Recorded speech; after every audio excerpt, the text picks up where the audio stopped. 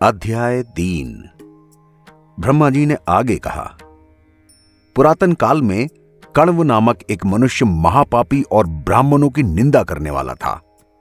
उसने अनेक जीवों की हिंसा भी की। कुछ समय बाद वह ऐसा दरिद्र हुआ कि उसके शरीर पर एक कपड़ा तक न रहा। तब वह चोरी और छल के साथ अपना जीवन व्यतीत करने लगा। एक दिन वो एक महिला के लिए पान, फूल और चंदन लिए दौड़ा चला जा रहा था कि उसी समय संयोग से भूख से पृथ्वी पर गिरकर मूर्छित हो गया। कुछ देर बाद जब उसे होश आया तो उसने पृथ्वी पर गिरे हुए पान, फूल आदि को शिवजी के नाम से संकल्प करके अपने मुख से ओम नमः शिवाय कहते हुए मृत्यु को प्राप्त हो गया। यमराज के दूत उसे महापापी जानकर बांधकर यम के समीप ले गए।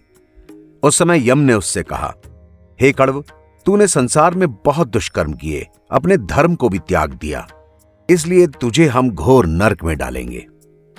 यमराज की यह बात सुनकर कण्व ने कहा, हे समदर्शी धर्मराज, आप जो कहते हैं कि मैं पापी हूं तो ठीक नहीं है। एक शुभ कर्म करने की वजह से मेरे सारे पाप नष्ट हो चुके हैं। कण्व के मुख से यह वचन सुनकर यमराज ने चित्रगुप्त को अपने पास बुलाया और कहा, देखो, इस पापी की ढिठाई तो देखो कि यह अपने आप को निष्पाप बता रहा है। मैं इसे नरक में डालना चाहता हूं, इसलिए इसके पाप पुण्य का जो लेखा जोखा है वो ले आओ। यमराज के मुख से इन शब्दों को सुनकर चित्रगुप्त ने शिवजी का स्मरण किया।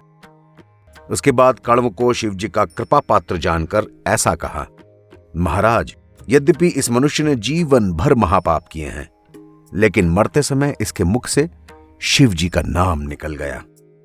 इतना ही नहीं, उस महिला के लिए ले जा रही सामग्री को उसने शिवजी को समर्पित कर दिया।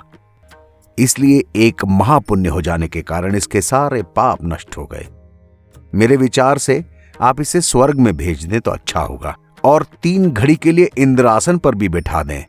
वहां जो इसकी इच्छा होगी वही कार्य करेगा।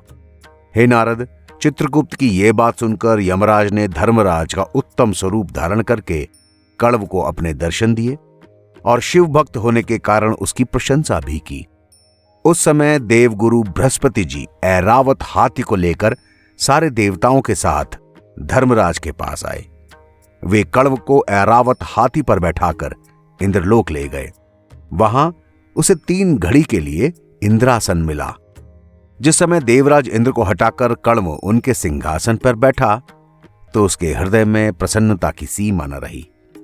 हे नारद, जब तुमने कण्व को इंद्रासन पर बैठे देखा तो उसके पुण्यों को क्षीण करने के लिए उसे यह सलाह दी कि तुम इंद्राणी को अपने पास बुलाओ। लेकिन तुम्हारी बात सुनकर कण्व ने कहा, हे नारद, हमें उनसे कोई प्रयोजन नहीं है। इतना कहकर कण्व ने तुम्हें तो विदा कर दिया और स्वयं अपने पुण्य को बढ़ाने के लिए दान देना शुरू कर दिया।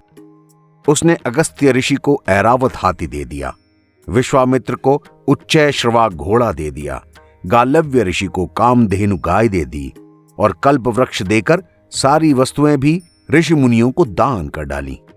3 घड़ी के भीतर ही उसने समस्त शिव क्षेत्रों में जाकर भगवान सदाशिव का पूजन किया और ब्राह्मणों को भोजन दिया। जब 3 घड़ी का समय बीत गया तब देवराज इंद्र पुनः अपने सिंहासन पर आ बैठे। तब उन्होंने देखा कि ऐरावत हाथी, उज्जय श्रवा घोड़ा, कामधेनु गाय और कल्पवृक्ष जैसी सारी वस्तुएं कहीं भी दिखाई नहीं दे रही। तब उन्होंने बृहस्पति जी से ये पूछा, गुरुजी, ये सारी वस्तुएं कहां गईं?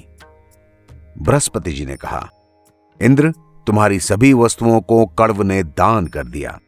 उसने अपना जन्म सफल बनाने के लिए 3 घड़ी में ही सारे शुभ कर्म कर डाले।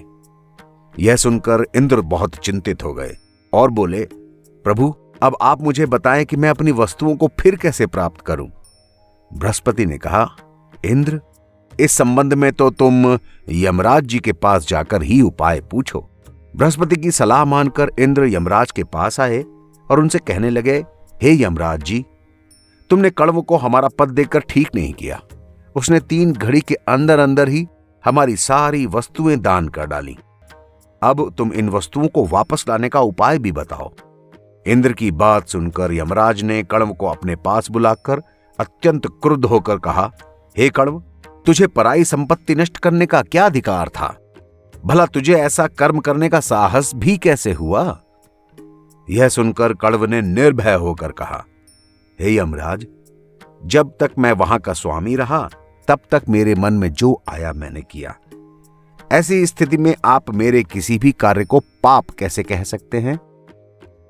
यमराज ने कहा, दान देना तो पृथ्वी में उचित कहा गया है, क्योंकि वहां दान देने वाले को फल प्राप्त होता ही है। देवताओं के लोक में दान देने का फल नहीं मिलता। हे नारद, इस तरह यमराज ने कण्व को बहुत डराया धमकाया, लेकिन वो जरा सा भी भयभीत न हुआ। उस समय चित्रगुप्त ने हंसते हुए कहा, हे प्रभु, कण्व ने वेद के अनुसार उत्तम धर्म किया है, इसलिए वह नरकगामी तो हो ही नहीं सकता।